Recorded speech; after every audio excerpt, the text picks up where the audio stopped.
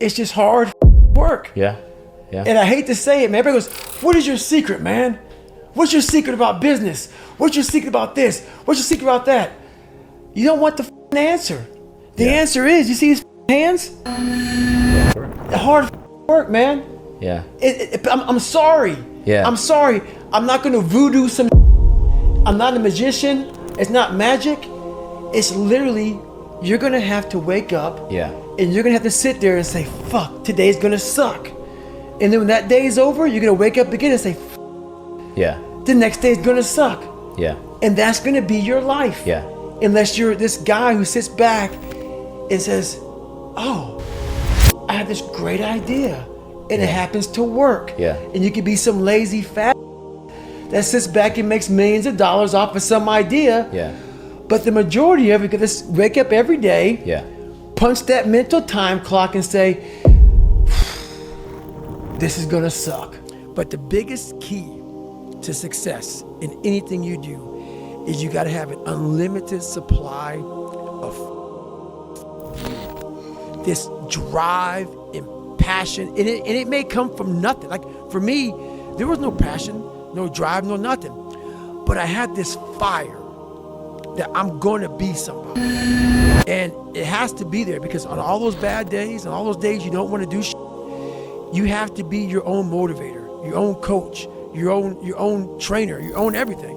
So to do that, you have to come into work, and work is whatever your work may be, ready to go. And what that means is you may have failed miserably yesterday, but you come to work like, you're like, man, you just lost everything. How the hell are you this damn motivated? Because this is what it takes. This is what it takes. And you got to get it from wherever you can. Whether you make up this illusion of your life or this false reality that gets you motivated, whatever gets you motivated, it's got to be here at the tip of your brain at all times. Because in those dark moments, you got to pull it out. So that's the big thing for me, man. I was always fired up at all times. How am I going to respect you? So you have to be a hard worker, period, dot. You got to work your ass off. That's where I gain respect for you. So if you're working hard every day, now you have an opinion in my eyes. But if you're just a guy who talks shit and you live this life of talking shit, come on, dude. I understand one thing. You're just talking shit. But if I see you every day of your life trying to be better, every day going through all the wickets to be better, you got my attention. I respect you now. So respect is the first thing.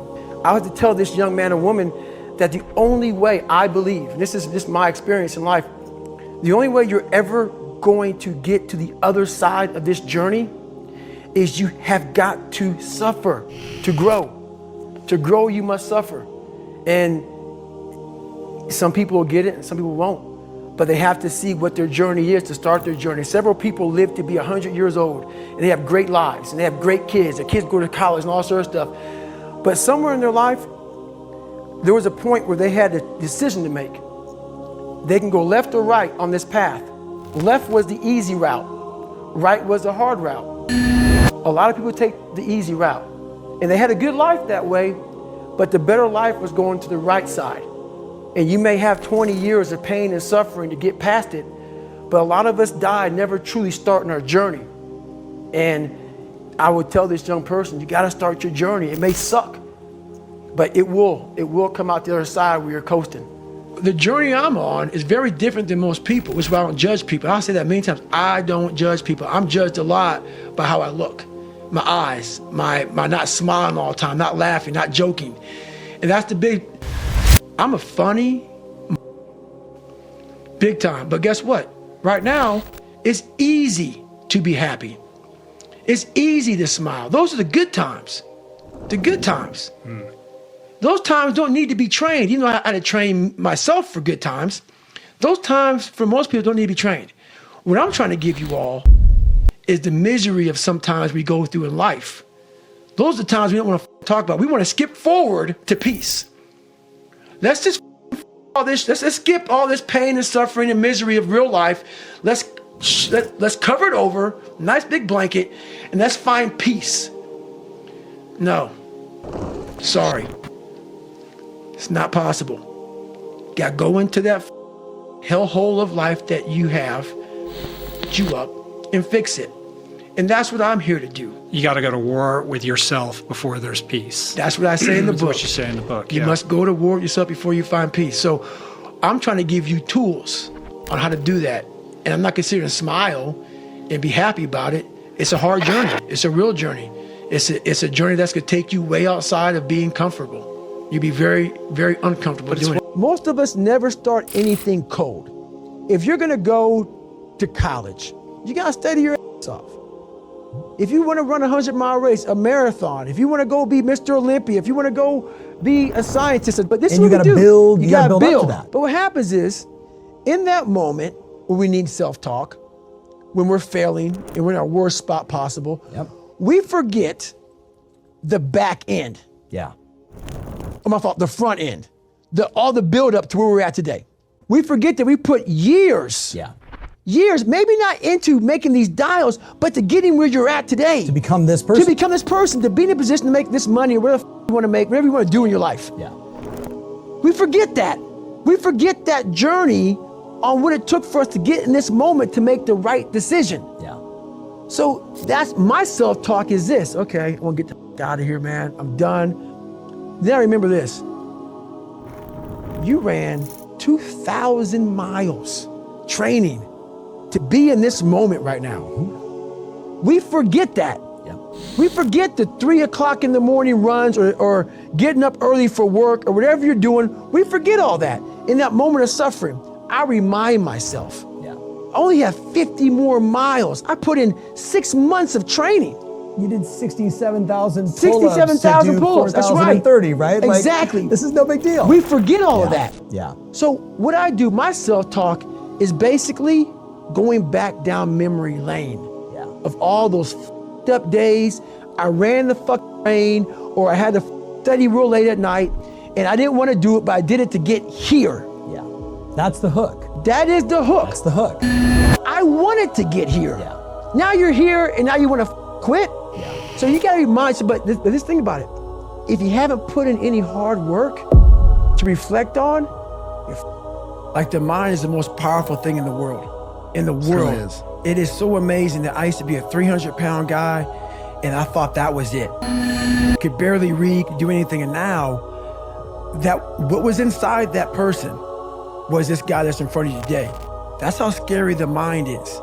And that's what I started realizing through this journey, is that once I got a taste of, wow, man, I haven't even cracked. I haven't even begun to crack what the mind is capable of. And what I started realizing is on the other end of suffering, that's the real growth of life. Because you realize how the mind processes shit. And I talk about another thing called theory and practice. A lot of people are theorists. These smart guys that read these books and shit, man, and they sit down, they tell you what the mind is supposed to do. And a lot of us listen to that shit. It becomes like, this is it, man. This old man who has been studying the mind forever, this is the cap that we have. By being a practitioner, I went out and realized a lot of these guys are so wrong, man. The mind has capabilities that are so unknown, and I found that through suffering. And there's a whole nother world on the other end of that. Admit it, you aren't like them. You're not even close. You may occasionally dress yourself up as one of them, watch the same mindless television shows as they do, maybe even eat the same fast food sometimes. But it seems that the more you try to fit in, the more you feel like an outsider. Watching normal people as they go about their automatic existences.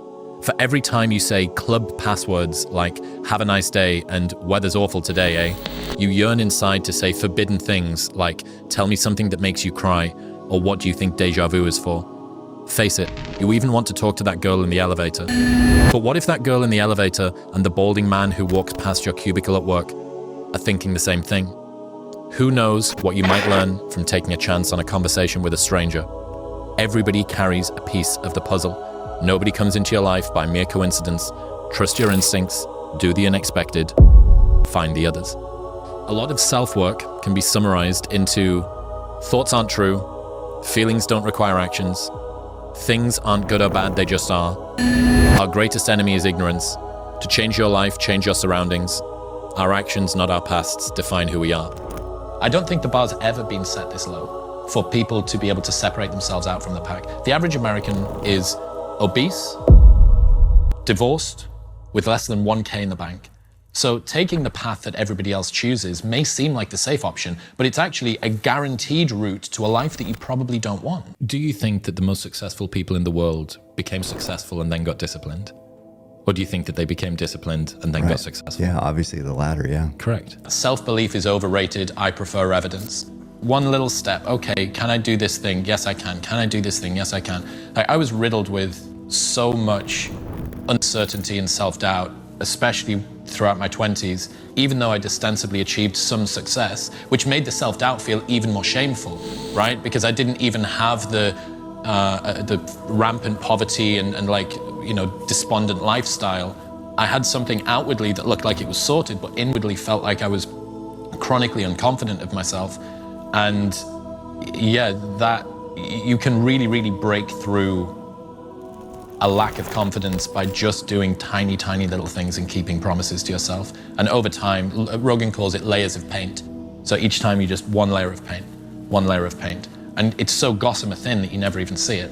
But then when you turn around after a long enough time, you go, fuck yeah, that's a big pile of paint. And then it's a mountain. It's the same with everything, dude. Confidence. Right. Mm-hmm. You know, the people who are on an absolute tear, whether this be in the NBA or in podcasting or in art or in music or in whatever, that are just, everything they touch is magic. And it just gets better and better and better. And then you see the people that are on the other side of that hill, and everything that they do just gets worse, and that reinforces their fears about it being worse. The baseball pitcher that's got the yips, right, just can't hit anything at all. Imagine a rocket ship, and the pace of your personal growth is the velocity of your rocket ship, and other people are moving it along as well. One of the problems is if your rocket ship's moving quicker than theirs, you start to outstrip them. And after you get sufficiently far apart, there's just fewer things for you to relate to. There's fewer things for you to talk about. There's a degree of tension between you and them, and they can sense it and you can sense it. And even if it's not spoken, it's kind of unspoken. And one of the worst things that happens is, okay, you outgrown one group and then you see, oh, there's a person that's ahead of me. And then your personal growth continues to go by. And this isn't making some value judgment. This isn't saying that someone who does more meditation or spends more time fucking thinking about their emotions or whatever is better or worse. There's no value judgment. My point is just that being able to relate to other people is something that is hard if you are not moving at the same kind of pace and in the same sort of position as them. And I give you all the sympathy in the world, but it is worth it. I promise you it is worth it. So hold on in the desert. If you lack the discipline to work hard, save your money, you will end up a slave to finances. If you lack the discipline to manage your time correctly, you will end up with no free time. If you have self-discipline, if you have the discipline to save your money and work hard and invest your money properly, if you have the discipline to manage your time correctly and not waste a bunch of time, if you have the discipline to exercise and eat healthy, you will end up with freedom. And I know it's a counterintuitive, it's contrarian, but I've seen this over and over and over again. If you want freedom in your life, you have to have discipline. If you feel like you're performing well, you're physically healthy, you're getting all the work done that you need to do, you're naturally more of a late night, late morning type person, I'd run with it. If you were telling me, yeah, sometimes I get up, sometimes I don't, sometimes I work late, sometimes I don't work out every day, sometimes I feel groggy. If you were telling me that kind of thing, I'd say, okay, pick a time and start waking up at that time every day. It doesn't have to be 4:40, it could be 8 o'clock, could be 7 o'clock, it doesn't matter. Could be 11 o'clock, but try and go to bed around the same time and try and wake up around the same time. And that's going to be a great foundation for everything that you're doing. And I would say when you wake up in the morning, do some kind of exercise, because I think that is very helpful in getting your day started correctly. Work, a lot of work. When when you're watching TV or you're, looking at Instagram or you're, going out for dinner on a date and you go to a movie. I'm not doing that. I'm reading a book. I'm getting ready for a podcast. I'm writing something. I'm preparing for something. I'm talking to a client. I'm designing something. I'm thinking about a new supplement. Like, it's just kind of all the time. And so a guy asked me the other day, are you working more now than you were when you were in the SEAL teams? And the answer is 100%. Yes, I'm working harder now. I should say I'm working more, because I'm working more time. No weekends. No weekends, no evenings really. I wake up early and I work out every day. That's kind of my those are the minimum requirements in my life. Train jiu-jitsu. I don't get to train jiu-jitsu every single day, but if I can train jiu-jitsu, I'm going to train jiu-jitsu. I'm going to work out every day. If I can surf, I'm going to surf, I obviously have to work every day. I work every day doing something. I've got a bunch of different companies. I got to write books, podcasts. So I work every day. Reframing the way you're looking at things and seeing opportunities instead of seeing punishments, and instead of seeing downturns in your life, seeing opportunities, it's just going to have such a much better impact on the way where you get to. You want to be more disciplined? Get after it. That's it, man. Get up early, do some kind of workout, eat good foods, clean your room, make a list of things that you're supposed to do in your life, and then wake up in the morning and do those things that you put on the list. That's what discipline is. And no, it is not easy. But you're not going to get it from anyone else but you. And it's worth it. And it is the thing that is going to bring you freedom. Something that you can control that's causing you stress? Well, why aren't you getting control of it? Generally, it's a lack of discipline. So you gotta have the discipline to grab control and make it happen. And when I say you need discipline for that, what that means is these stresses that you're avoiding, they're not going to go away if you avoid them. So take the discipline to face the stressful situation. Get ahead of it. Don't be afraid of it. Just get up, move towards that challenge, whatever that challenge is. Move towards that challenge and go attack it. And you may be successful and you may not be successful, but you will be better. And the next challenge, you're going to be more prepared for. And the next challenge after that, you're going to be even more prepared for. A lot of people out there that are constantly trying to improve themselves by looking for the one change. The one change, right? The one change in their life that's going to make their dreams come true. It isn't one thing, and it isn't 10 things, and it isn't 100 things. It isn't a quick path, and there are no shortcuts.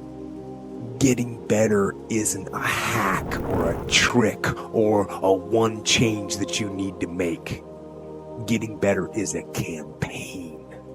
It's a campaign. It's a daily, a weekly, it's an hourly fight. An incessant fight that doesn't stop against weakness and against temptation and against laziness. It's a campaign of discipline. It's a campaign of hard work and dedication. It's waking up early and going to bed late and grinding out every second in between. Every single day. You want to get better? You want to self-improve? Stop looking for a shortcut. Find your discipline. It's hard work. It's helping other people out. It's studying hard. It's doing the best that you can in whatever endeavor you're undertaking. It's all those things. If you want some kind of a good outcome, you're going to have to work hard for it. and if you don't work hard for something, you're not going to get an outcome that's really worth much. Right. So it all comes down to how you behave. Yeah. How you behave dictates and controls the quality of your thoughts, because it's what dictates how you position yourself. So it all comes down to action. That's why life, there's formulas and recipes to success, which is what I talk about. Yeah. You know, there's ways to win. When I meet entrepreneurs, I can tell whether they're going to succeed or not based off of the patterns and behaviors that they instill and that they showcase in their life. I know people that are going to lose in life and people that are going to win based off of what? Their behavioral patterns. Patterns repeat themselves all across the universe. Yeah. So we understand that for every action, there's an equal and opposite reaction. So if you see somebody inputting negative behaviors, you can very much dictate what the outcome is going to be. Yeah. Once again, if you understand these things, you begin to act in accordance to that which you want. And the mindset isn't something that you have to have turned on all the time. That's what people neglect. The mindset is just supposed to direct you. And once you have the direction, you just have to go. Most people, once again, they don't set the direction and they don't have the steps on how to get there. That's why mentors are important. That's why community is important. That's why understanding and surrounding yourself with people that are older and more experienced is important, because it's going to give you the data sets and the information in order to navigate. You said everybody's focused on the results. The result is also known as the output. In computing, you cannot control in every sort of facet. You can understand it. There's a high likelihood of probability. You cannot control the output. What can you control? The input, right? So if you can control the input, the principle of sowing and reaping, right? You just plant the seeds, you understand that by natural law, the outcome will yield itself, right? So if you go to the gym and you exercise every single day and you eat extremely healthy and clean, you understand that you will develop a certain physique. You're not saying, oh, I hope I'm gonna get this physique. You know that if you do this, this result is guaranteed. What it looks like, what your physique looks like, how many abs actually show, all that is the output. You can't control it, but you can get healthy, right? So people, instead of focusing on the input, which is what they control, they focus on the output. How can I make $1 million? No, motherfucker. How can you today pick up a damn book that teaches you what the history of money is? This thing that you're pursuing, you don't even know what it is. You're just chasing it like every other motherfucker chases it. People chase shit that doesn't attract to them. People chase stuff that runs. I don't chase, I attract. I'm literally just sitting here and money comes to me. How? You don't think it's real? Don't worry, don't think it's real. More money for me. It's okay, keep doing your thing, G. Keep doing your thing. The ones that get it, bro. So position yourself, stop being a hustler, start being a boss. Starts right here. Would you rather be broke but very happy? Or would you rather be rich but only slightly happy? Rich but slightly happy. Because happiness is not something that I'm chasing. I think happiness is just an emotion. I think that the people that choose to chase happiness will always end up disappointed, because life is about experiencing a wide range of emotions. I'm not here to just be happy all the time, and people that assume that life is about being happy all the time, or that they're only going to work when they feel like working, or they're only going to, push towards their dreams when they feel like it, when they have a good mood, are the people that end up failing and end up very, very unhappy. Because you can't necessarily, what happens today if your mother dies? What, you're going to be happy for the next week? No, you're going to be devastated. You're going to be extremely sad.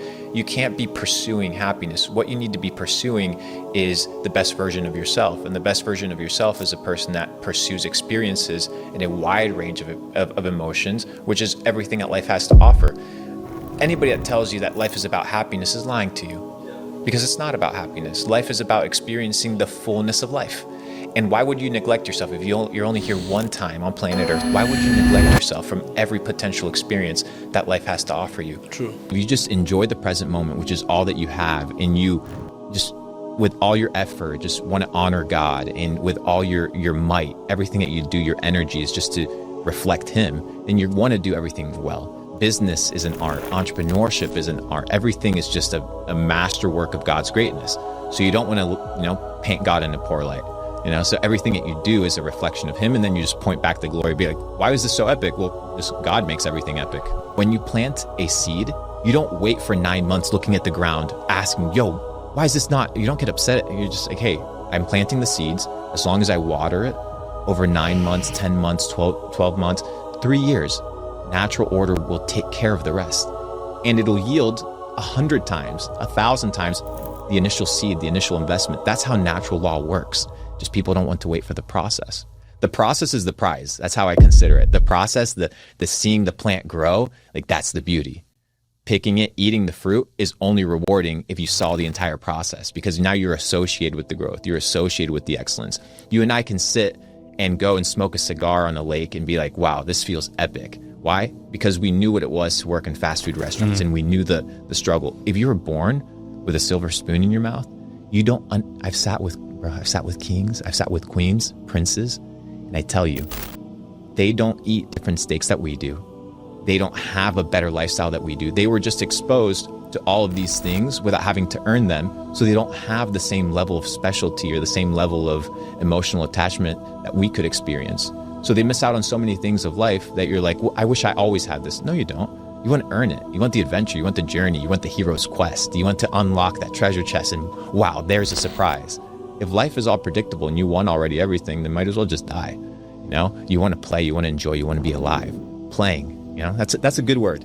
Play. Yeah, level up your everything needs to be character. fucking serious. Like everybody's so serious. Everybody's taking the game so seriously. Relax. You're gonna die. You're not taking anything with you. Hang out, enjoy, be present, live with excellence. And people will be like, well, how's this gonna make me more money? Well, just try it. just try doing what you're doing with excellence. Yeah. And you're gonna win. If you're at a job and you do everything with excellence, your job manager, your boss is gonna notice and he's gonna give you a raise. If you work with excellence in your business, you're going to have more customers. It's inevitable. It's going to happen. Plant more seeds, and you will get more results. I get criticized by my definition of wealth, but I think wealth by definition isn't just money, it's abundance. Abundance in every area of life. Are you abundant in your health? Are you abundant in your relationships? Are you abundant in your finances? Are you abundant in your mental kind of psychology? Or are all these things compromised over imaginary paper that you don't even own, you don't even control, that at any moment can be seized and taken away from you? And it's not only that, but it's also people attach their identities to those things. Yeah. So once you attach your identity to things that are fleeting, if you don't attach your identity to anything that's anchored in truth, anything that's lasting, then you're going to live a quite miserable life. What would you tell 19-year-old version of Luke Belmore if you had the chance? What would I tell Luke Belmore if he was 19? That it's possible. That you can do it. Whatever you want in life, you can have. Yeah. But you're going to have to pay the price. The price. People are built different. That's why they're better. You have to rebuild yourself if you want a different life. Like you expect to be a loser with winning results, and like your brain isn't getting the signal that your life is shit because you're shit. Excuse me, once again. You know what I mean? Yeah. So if your life is not great, it's because you are messing up. That's the name of the game. But unsuccessful people, broke people, instead of looking at themselves in the mirror and assuming responsibility, they want to point it. Because it sucks to be like, hey, my life sucks because I suck. It's not easy, I get it, 100%. However, when you win in life, hey, you're the first one to raise the hand and be like, hey, I did it. But with that same level of responsibility, you now can dictate what? Your behaviors. So just start inputting positive behaviors, man. You know, you can't build a lifestyle of success if you're always cheating, you know? And if you cheat one day, you're a cheater. And, you know, I say as a hypocrite, you know, and we have this idea of people being perfect, but don't look at the messenger, look at the message. And the message stands true, which is you need to develop yourself, you need to focus on yourself, and then the money will come, the relationships will come, the network will come. But you need to be able to train, you need to be able to focus, you need to be able to spend time with yourself, fighting those demons, fighting those challenges, and ultimately that's what's gonna lead you to a life of purpose and success. The easiest way to lose in life is to avoid looking back. You should trade being short-term low status for being long-term high status, which most people seem unwilling to do. And a common way that this ends up happening is by eventually being right about an important thing that most people don't agree on. But the key thing is that fundamentally you see something other people don't see, and they don't believe what you see, and so they bet against you. And all asymmetric returns in life come from betting against conventional wisdom. but conventional wisdom is usually right. And so you have to be willing to bet big. And the thing that's unproven is you. And so, of course, it makes sense for them to bet against you because conventionally they'll be right. But you're n equals 1, and you have a much longer history with you than they do. And so you actually have an asymmetric information advantage against everybody who bets against you, is that you know you more than they do. And so you know that if you say you're going all in, you're going all in. Because opportunity only looks like opportunity looking backwards. Today, it looks like risk. Richer people won't judge you for saving your money. Fitter people won't judge you for cutting calories or packing your food or deciding to eat a certain way, right? Higher status people aren't going to judge you for cutting bad friends. It's the people going nowhere who have the most to say because they have nothing to do. And so take the fact that they have something to say as an indication that they're not doing anything else with their time. Not that it's some sort of sign that you need to change your life or change direction. You're probably on the right path. They are leading indicators. Their hate, their snide remarks, the little like you're missing this, you're not doing that. Those are actually positive indicators despite the fact they hurt because you're kind of still transitioning your programming from the way that you used to be to the way that you want to be. And so if you're trying to be successful and you're facing big life decisions, don't listen to the people closest to you. Listen to the people who are closest to your goals. And I think that if you are in a situation where there's no one around you who's close to your goals, then it means that you're going to have to consume information from the outside. It's almost like you have to separate your brain from your body. You need all your consumption of information to be from people who are where you want to be. And you can have your body for now in a place where it doesn't want to be. But in time, once your reality catches up, you can actually move your body to a place that now makes it even easier for you to consume the things that you need to get to where you want to go. And so fundamentally, if you don't want someone's life, don't take their advice. If you don't like the way they live, if you wouldn't swap places with them, if you don't like the way they have a relationship with their wife or their girlfriend, or you don't like how they think about work, or you don't like how if they're, not in shape, they're not in any of the, you don't envy them in any domain, why would you value their advice?